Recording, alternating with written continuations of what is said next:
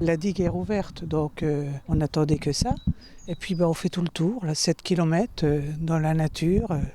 C'est un peu le parcours de tous les spinaliens, tous les gens du coin. Ça fait plaisir parce que quand il n'y avait pas d'eau, c'était pas joli.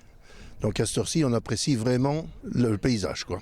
Le lac de Bouzé accueillait ce jeudi de nombreux promeneurs, heureux de retrouver ce site touristique sur le territoire de la communauté d'agglomération d'Épinal. Les travaux engagés fin 2022 par le gestionnaire Voies navigables de France, avec le soutien du plan de relance de l'État pour un budget de 6 500 000 €, s'achèvent sur ce qui est en fait un barrage réservoir qui alimente le canal des Vosges.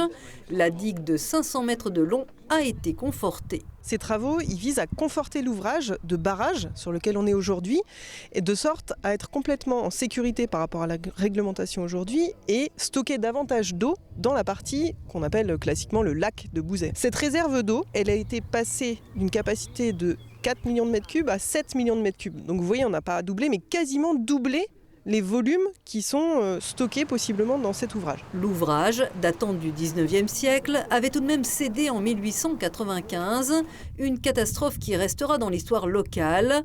Sa modernisation a notamment porté sur la reconstruction d'un évacuateur de crues. C'est un ouvrage donc important qui fait 250 mètres de long, qui est destiné donc à pouvoir évacuer une crue de retour 3000 ans. Ça veut dire que c'est une crue qui a une chance sur 3000 de se produire tous les ans. Donc comme vous entendez parfois des crues décennales, c'est retour 10 ans, centenales 100 ans, là c'est 3000.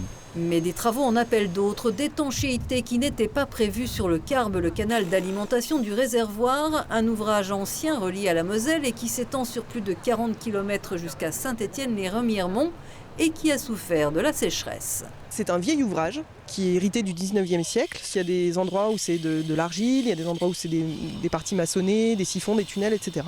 Au moment de la sécheresse et des travaux pour refaire le barrage, on a dû mettre à sec ces ouvrages. Et ces périodes de sécheresse ont accéléré en fait les dégradations. Donc ça veut dire que quand on le remet en eau, on a des fuites.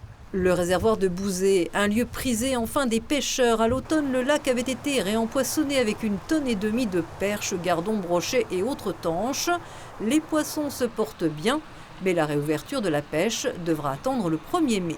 Avant tout, c'est l'ouverture des carnassiers. Voilà. Là, tout était fermé, mais en temps normal, si ça avait été ouvert, les carnassiers sont fermés, mais on pourrait pêcher la carpe ou des choses comme ça. Là, c'était tout fermé pour laisser le poisson en inquiétude. D'ailleurs, comme c'est en avance, il est en train de se reproduire. Ça vient 15 jours d'avance et il est en train de se reproduire. La hauteur d'eau s'affichait ce jour à 8,50 m, loin de la capacité maximale et idéale de 11,50 m en début de saison pour VNF, qui vient de lancer une étude pour sécuriser et pérenniser l'alimentation du réservoir.